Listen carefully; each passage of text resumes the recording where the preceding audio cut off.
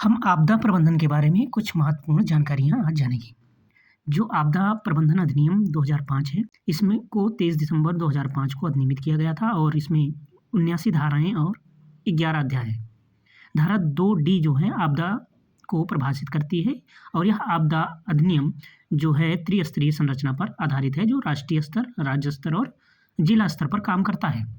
अगर बात करें अधिनियम में, तो आपदा प्रबंधन के लिए मिटिगेशन फंड यानी शमन कोष और रिस्पांस फंड प्रतिक्रिया कोष के गठन की बात कही गई है। यह अधिनियम गृह मंत्रालय यानी मिनिस्ट्री ऑफ होम अफेयर्स को नोडल मंत्रालय बनाता है।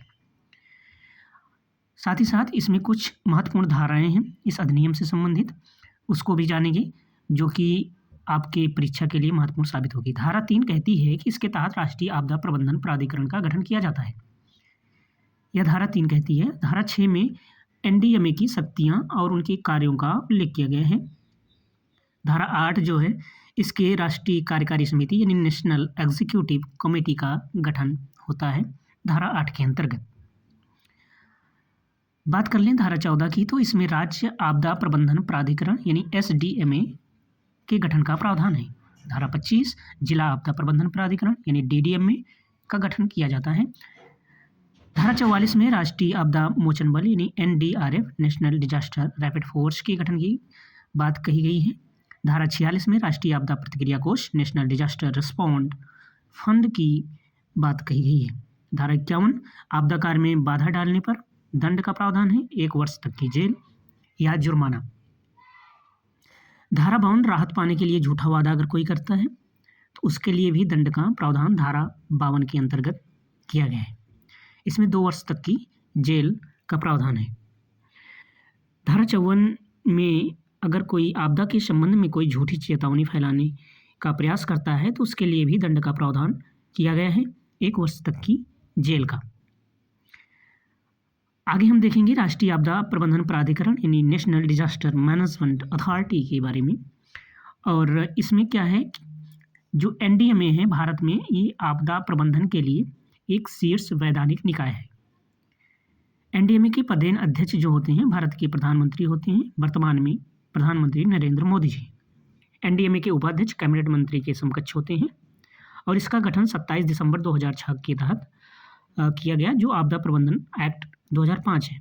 एनडीएमए का मुख्यालय सफदरगंज इनक्लेव नई दिल्ली में स्थित है। इसका मुख्य कार्य जो है आपदा प्रबंधन के लिए राष्ट्रीय योजना को मंजूरी देना है। एनडीएमए के अध्यक्ष के अलावा अधिकतम 9 सदस्य हो सकते हैं। यह प्राधिकरण आपदाओं के समय विभिन्न मंत्रालयों के बीच समन्वय सुनिश्चित करता है।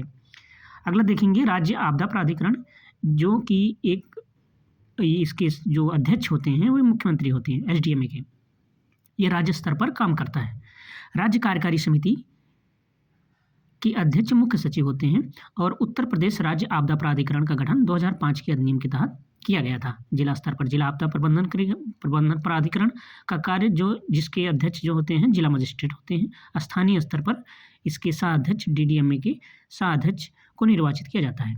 एसडीएमए राज्य आपदा प्रबंधन योजना को मंजूरी देता है, एसडीएमए, ठीक।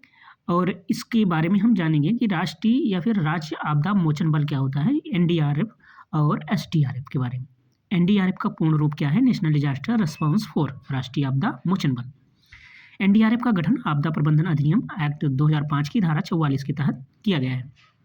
एनडीआरएफ का आदर्श वाक्य है आपदा सेवा सदैव। और एनडीआरएफ एक विशेषीकृत बल यानी स्पेशलाइज्ड फोर्स है जो गंभीर आपदाओं के दौरान राहत और बचाव कार्य करता है।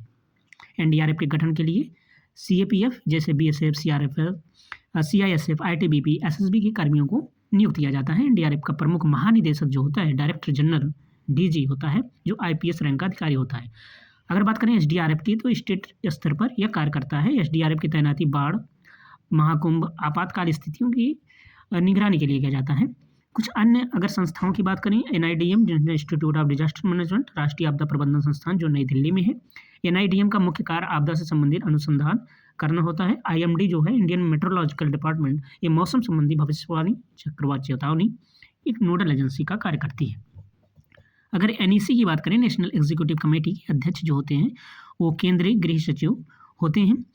और सीडब्ल्यूसी जो सेंट्रल वाटर कमीशन है, बाढ़ की पूर्व चेतावनी जारी करता है। सामुदायिक स्तर पर जागरूकता के लिए सरकार द्वारा आपदा मित्र यानी आपदा मित्र संबंधी योजना भी चलाई जाती है। अंतर्राष्ट्रीय स्तर पर जोखिम न्यूनीकरण के लिए सेंडाई फ्रेमवर्क जो 2015 से 2030 के बीच ये इसका टारगेट है, सेंडाई फ्रेमवर्क, इसको भी आपको ध्यान रखना है। आगे बात करेंगे कुछ महत्वपूर्ण प्रश्नों की, उसके संबंधित उत्तरों के बारे में आप देखेंगे जो कि महत्वपूर्ण। राष्ट्रीय आपदा प्रबंधन प्राधिकरण यानी NDMA के पदेनाध्यक्ष कौन होते हैं? तो इसका आंसर है प्रधानमंत्री। राष्ट्रीय आपदा प्रबंधन एक्ट जो है उसके अनुसार इसके प्रधानमंत्री जो है इसके पदेनाध्यक्ष होते हैं। ये आपदा प्रबंधन के लिए निकाय है जो राज्य स्तर पर जिससे मुख्यमंत्री होते हैं, वैसे राष्ट्रीय स्तर पर प्रधानमंत्री इसके अध्यक्ष होते हैं। अगला क्वेश्चन है आपदा प्रबंधन अधिनियम 2005 की किस धारा में आपदा को परिभाषित किया गया है? इसका उत्तर है धारा 2D। इसमें आपदा की व्यापक परिभाषा दी गई है। इसके अनुसार आपदा का अर्थ किसी भी क्षेत्र में प्राकृतिक या मानव दुर्घटना होती है या क्षति पहुंचती है तो उसे आपदा कहा जाएगा। धारा 2E में आपदा प्रबंधन को परिभाषित किया गया है। अगला क्वेश्चन है कि जिला आपदा प्रबंधन प्राधिकरण यानी DDMAT के अध्यक्ष कौन होते हैं? तो इसका उत्तर है कि जिला मजिस्ट्रेट या कलेक्टर जो होते हैं। धारा 25 के अंतर्गत बताया गया है कि जिला मजिस्ट्रेट जो है इसके पदेन अध्यक्ष होंगे। स्थानीय प्राधिकरण का निर्वाचन जो होगा इसके प्रतिनिधि साध्यक्ष यानी को चेयरपर्सन होते हैं। अगला क्वेश्चन है राष्ट्रीय आपदा मोचन बल यानी NDRF का गठन किस धारा के अंतर्गत किया जाता है? तो इसका उत्तर है धारा 44। धारा 44 जो है उसमें कहा गया है कि आपदा प्रतिक्रिया बल का गठन किया जाएगा। अगला क्वेश्चन है आपदा के संबंध झूठी चेतावनी अगर कोई फैलाता है तो किस धारा के अंतर्गत? धारा 54। धारा 54 अगर झूठी कोई चेतावनी फैलाता है तो उसके लिए दंडनीय अपराध माना गया है। 1 वर्ष तक की कैद या जुर्माना दोनों का हो सकते हैं। धारा 51 अधिकारियों के काम में बाधा डालने से संबंधित है। अगर बात करें राष्ट्रीय कार्यकारी समिति की तो इसके पदेनाध्यक्ष कौन होते हैं? इसका उत्तर है केंद्रीय गृह सचिव। NEC का गठन अधिनियम धारा 8 के अंतर्गत किया जाता है। NDMA की सहायता करने के लिए कार्यकारी संस्था है। भारत सरकार के गृह सचिव जो होते हैं इसके पदेन अध्यक्ष होते हैं। अगर बात करें अगले क्वेश्चन की तो भारत में आपदा प्रबंधन के लिए नोडल मंत्रालय कौन होता है? तो इसका उत्तर है गृह मंत्रालय। जो मिनिस्ट्री ऑफ होम अफेयर्स है वो आपदा प्रबंधन संबंधी नोडल मंत्रालय का कार्य करता है। अगला क्वेश्चन ये है कि जो नोडल मंत्रालय है आपदा प्रबंधन अधिनियम में कुल कितने अध्याय हैं? तो इसमें अध्याय की बात करेंगे तो कुल 11 अध्याय हैं, 79 धाराएं हैं। इस अधिनियम को 23 दिसंबर 2005 को राष्ट्रपति द्वारा स्वीकृत किया गया। अगर बात करें राष्ट्रीय आपदा प्रबंधन संस्थान का मुख्य कार्य क्या होता है? तो इसका उत्तर है प्रशिक्षण और क्षमता निर्माण करना, जो कि धारा 42 के तहत किया गया है। इसका मुख्य प्रबंधन मानव संसाधन में विकास और अनुसंधान करना होता है। राज्य कार्यकारी समिति यानी कि SEC, इसका अध्यक्ष कौन होता है? इसका अध्यक्ष कौन होता है? इसके अध्यक्ष राज्य के मुख्य सचिव होते हैं, राज्य कार्यकारी समिति के। इसके पदेन अध्यक्ष राज्य के मुख्य सचिव होते हैं। SDMA के अध्यक्ष मुख्यमंत्री होते हैं, लेकिन कार्यकारी समिति के मुख्य सचिव के अधीन होती है। ये जो इंपॉर्टेंट थे क्वेश्चन आपको बताया।